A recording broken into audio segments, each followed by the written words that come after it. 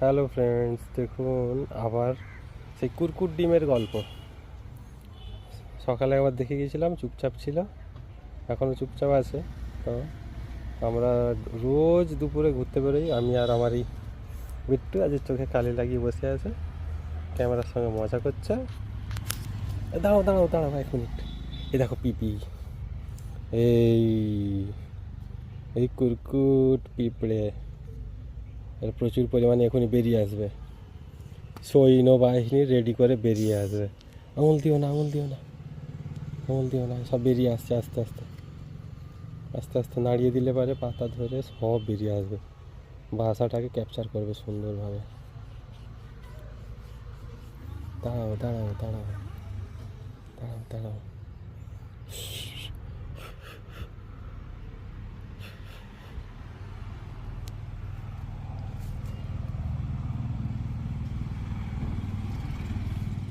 আমাদের গ্রাম্য পরিবেশ, সুন্দর শান্তির পরিবেশ, তার মাঝে এইগুলো কত ভালো।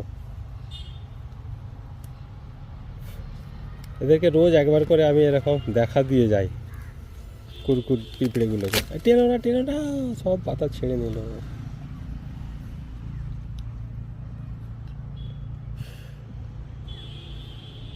টাটা টাটা, পিঁপড়েগুলোকে টাটা করে দাও, টাটা করে দাও, পিঁপড়েগুলোকে টাটা করে দাও।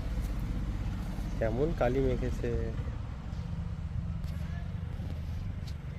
টাটা করে দাও, পিঁপড়েগুলোকে টাটা করে দাও। Tata tata.